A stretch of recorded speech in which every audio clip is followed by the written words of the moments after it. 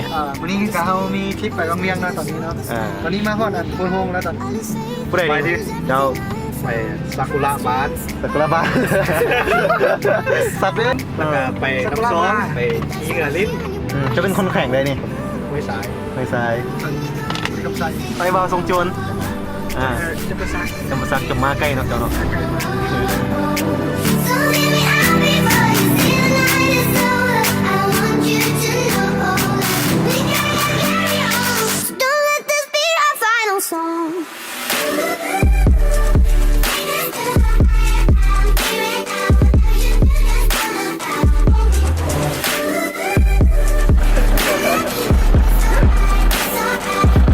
โอ้มีทุกคนเท่ๆเว้ย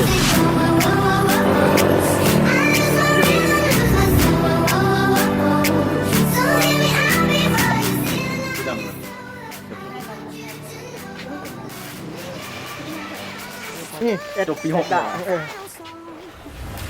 ปี6ยังบ่พลาด โคตรจีน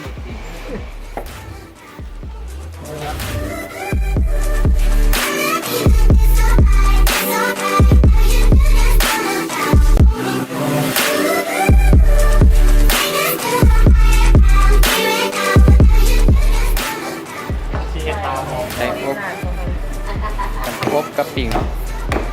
ครบปิ่งกันแล้ว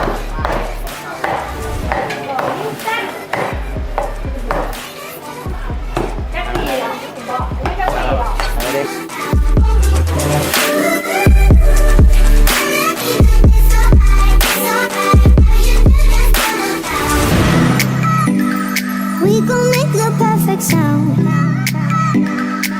But when you go, the music goes.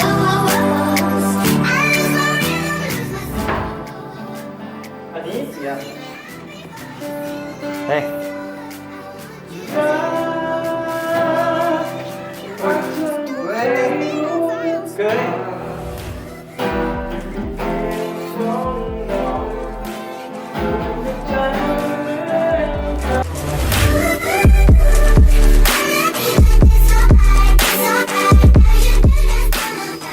Cái này hôm nay, tao đi họ dưới sài tao đi. ตอนนี้เขาอยู่ที่วังเวียงเนาะเอามาก่อน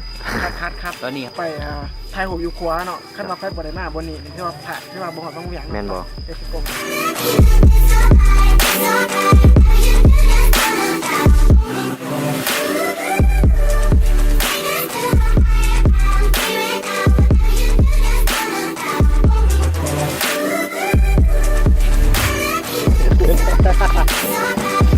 โอ้ย